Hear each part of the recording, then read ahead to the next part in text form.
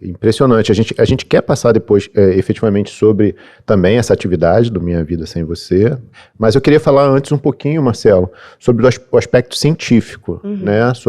Existe uma pesquisadora ou uma psicóloga, uma psiquiatra, né, que fez um estudo sobre as fases do luto, né, a Ross, né, se eu não me engano, Elizabeth Kubler-Ross.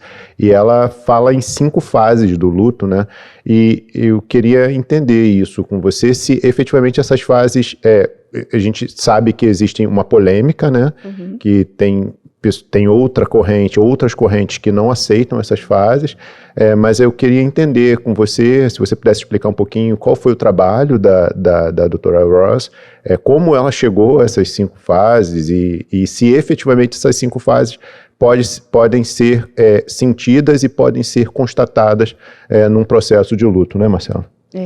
Há uma divergência, né, de opiniões aí a respeito disso.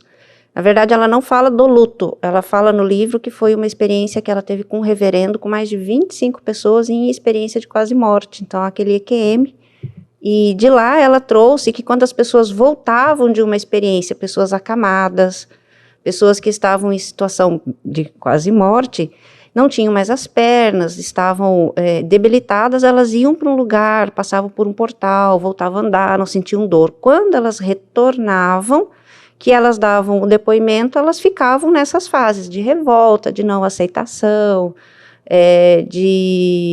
depois de aceitação. Então, tem essas fases que ela trouxe. Então, essas fases seriam de uma pessoa que passou por uma situação de quase morte. Dentro da pesquisa dela, sim. Então, essas pessoas estavam vivendo o luto delas mesmas. Delas mesmas. Entendi. E aí, sim, trouxe esse conceito e faz sentido também, que não é uma coisa assim tão separada, porque de verdade a gente fica na revolta principalmente, não é que as pessoas pensam assim, eu tô num momento de revolta, tô puxando meus cabelos, se questiona não, exato. O porquê já é uma revolta. Você fica na revolta assim, Deus quis assim, você fica revoltado até com Deus, porque se ele quis, ele podia não querer também, né, tinha opção, dá a impressão que é alternativo o negócio, então você fica revoltado, por exemplo, quando você vê alguém que acabou de sequestrar, fazer um sequestro relâmpago, roubou o carro, saiu, bateu o carro, tal, e tá vivo. Você fica revoltado, meu filho tá indo pra escola. É nesse sentido você começa a fazer essas comparações, e se questionar, e você fala, por quê, né? Exato. E as outras fases, quais são as 5 fases? Você sabe que eu, de cor, eu nem lembro. Eu anotei aqui, negação, isso, raiva, barganha, depressão e aceitação. E eu tô achando engraçado, porque tem um episódio no House, aquele do médico do House, sim.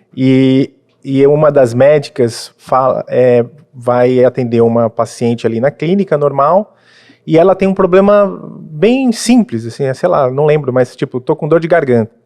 E aí ela vai fazer o atendimento e a mulher é super simpática, aí ela conta os problemas, ou seja, ela cria uma empatia muito legal com essa pessoa. E aí quando ela vai fazer o exame, a mulher tem um câncer gravíssimo, só que não tem sintomas ainda e ela vai morrer. Só que ela não aceita, né? Aí a primeira fase que é de negação. Aí ela vai falar com o House, não é possível, ela tá com saúde. Tem alguma coisa errada, me ajuda e tal. E pedindo sugestões para ele. Aí ele vai no quadro e escreve negação. Aí depois ela vai voltando e o episódio foi baseado nisso.